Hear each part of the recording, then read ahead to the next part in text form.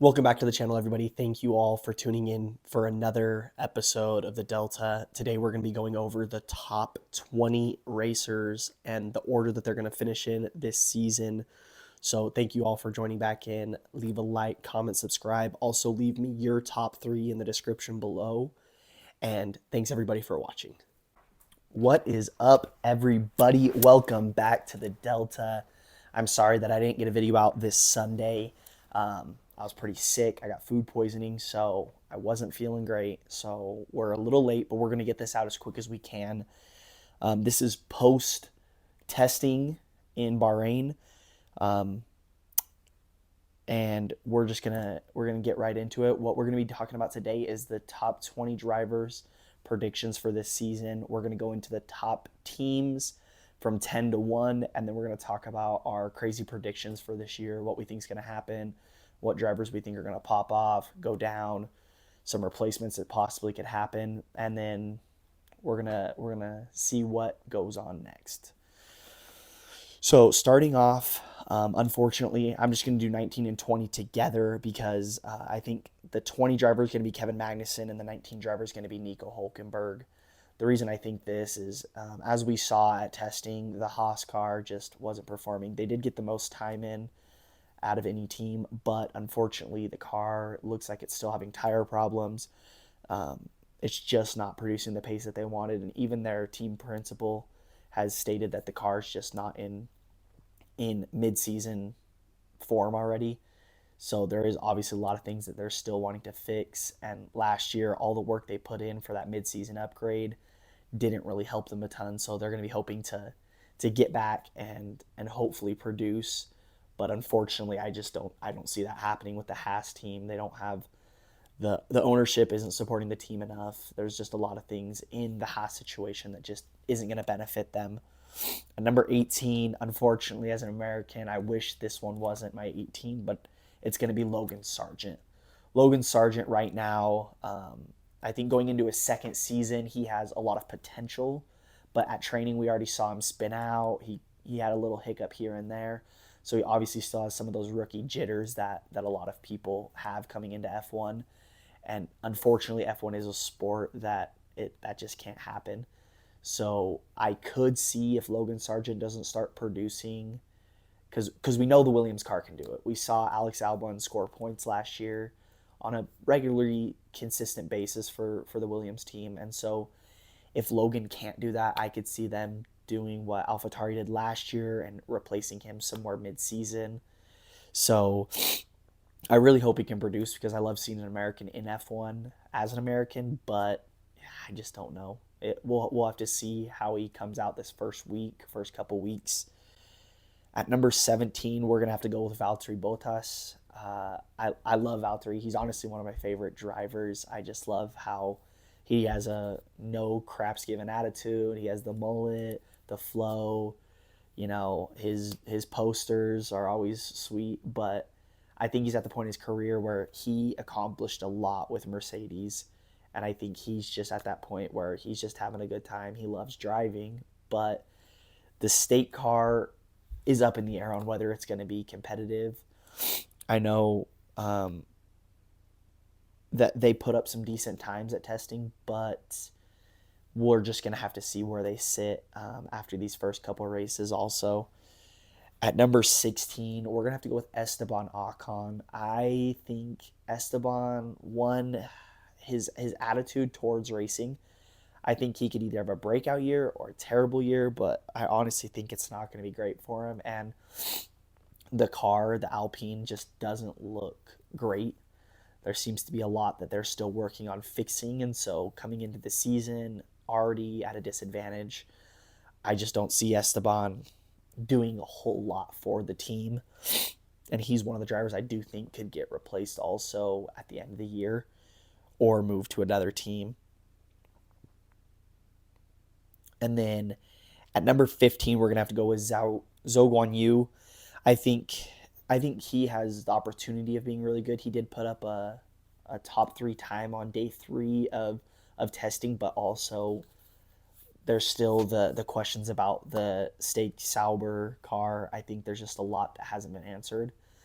And on a historical basis, they just don't produce. The Alfa Romeo brand just doesn't produce what some of these top 5 teams can. So I just don't think that Zhou Guanyu is going to be able to produce what a lot of the other people are producing, speed wise and just consistency wise.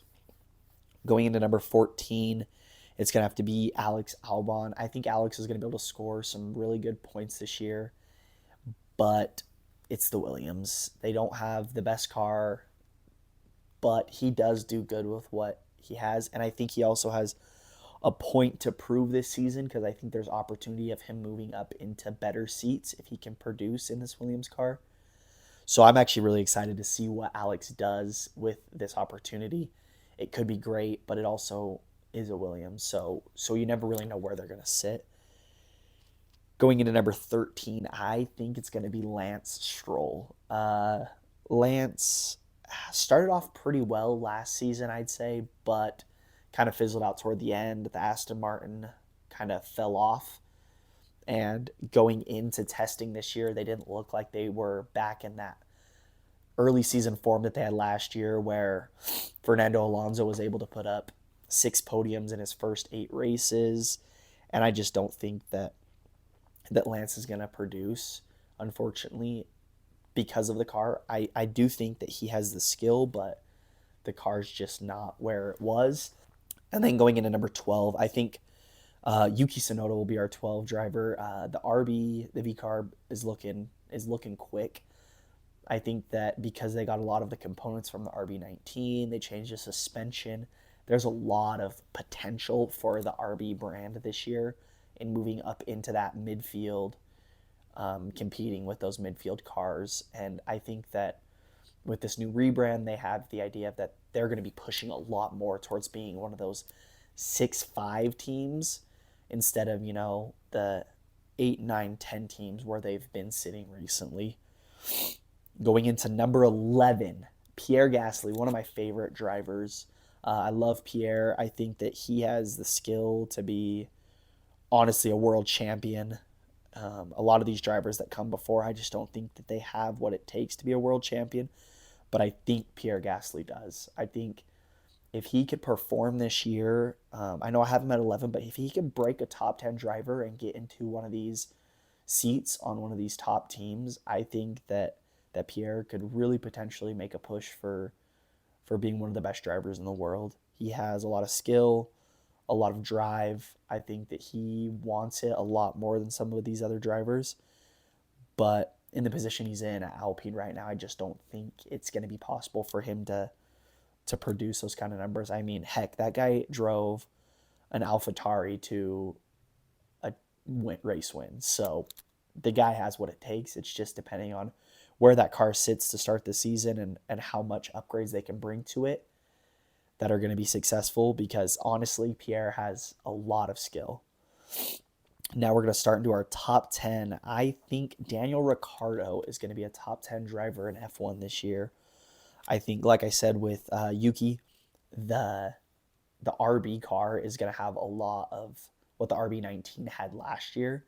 And so I think there's just a lot of potential for that car to produce.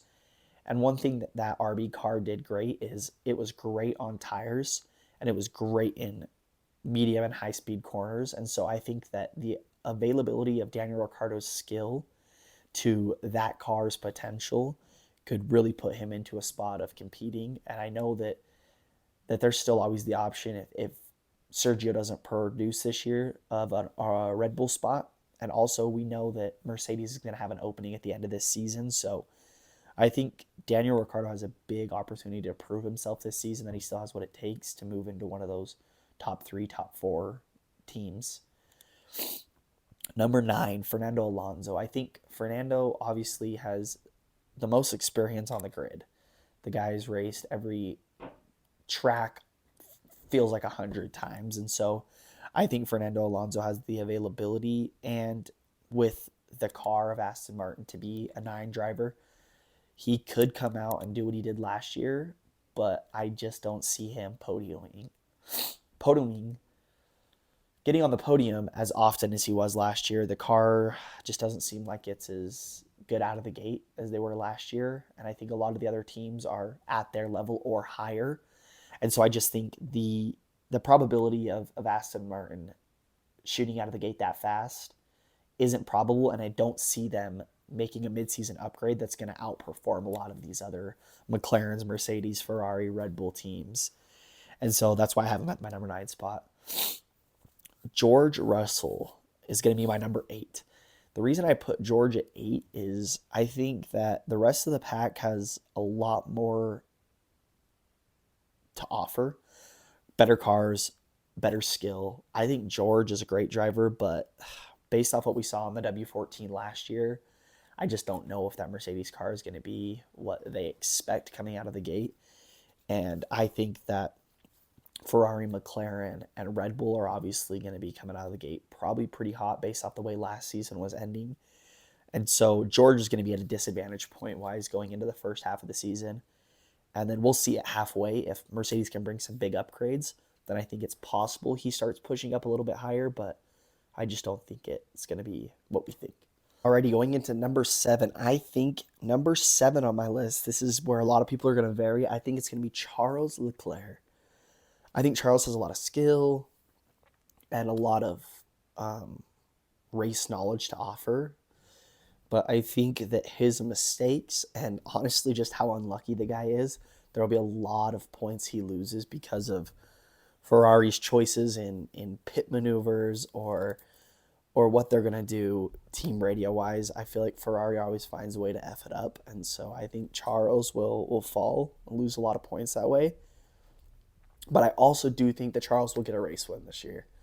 I think that Charles will find a way to convert one of his pole positions. I mean, guy has a record-breaking amount of pole positions without a win. So I do think that he's going to be able to convert a pole into a win. But I think it will have to come in a scenario like Singapore last year where Max and Sergio just don't have this setup for the race, and Charles and maybe Carlos are up front and they can use some really good teamwork, and that Ferrari can make the right calls that weekend to get Charles an opportunity to win a race. Number 6, Oscar Piastri. I think Oscar found a groove towards the last half of the season. I mean, won a sprint, was getting on podiums. It felt like every other race with Lando. And so I think that Oscar Piastri is going to score some big points. I think that McLaren, as much as their car didn't look great in testing in Bahrain, I think their car is in a good spot, at least the top 3, them, Ferrari, and Red Bull, and that they're going to be able to produce some podiums out of the gate rather than starting back of the grid like they were the first 6 or 7 races last year, it felt like. And so I think that they're going to be able to produce some points early, which is going to put them in a better spot to finish a lot higher. Because, I mean, last year, if they would have had the same car they had from Silverstone on at the beginning of the season, I think that Lando would have finished higher and Oscar would have finished higher, and they already finished in the top 10 and almost the top 5 on my list. We're getting into the thick of it. These ones are all going to kind of be, I think, interchangeable besides number 1. Number 5, I have Carlos Sainz. I think Carlos has a lot to prove. Obviously, Ferrari's given up his seat to Lewis Hamilton next year, so I think Carlos Sainz is going to come out. I think Carlos is going to get another win, maybe 2 this year, and he's going to be able to produce some big points and be able to move into a spot where teams are trying to push for him. I know there's going to be the Mercedes seat obviously open.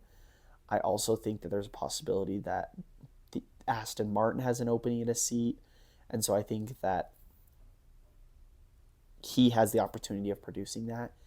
And heck, if Sergio doesn't produce, Red Bull's seat might even be open. And then, as we also know, Carlos Sainz Sr. races for the Audi team. Audi is getting into F1, and so there's a possibility of Carlos taking that Audi seat whenever it becomes available, but time will tell.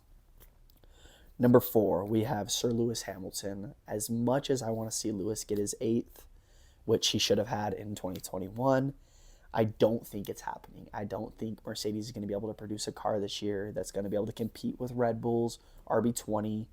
I mean, heck, if Max Verstappen comes out and says this car's even more suited for my driving style than last year's car, I think we have a problem. And so maybe the FIA needs to get involved. Maybe take away some of their budget again, because heck, last year taking budget and time away didn't do anything for us. He still broke every record possible, it felt like. If he wins 24 of 24 races, I might have to take it into my own hands to start popping Ferrari's tire or Red Bull's tires prior to the races so that they have issues. I just don't know what we're going to do. Number 3, breaking the top 3, Sergio Perez. I think Checo's going to have a breakout season. I think he's going to do what he needs to do, but I don't think it'll be enough to retain his Red Bull seat because I think Red Bull's looking to the future. I think we know they have one more year before the new regulations come in 2026.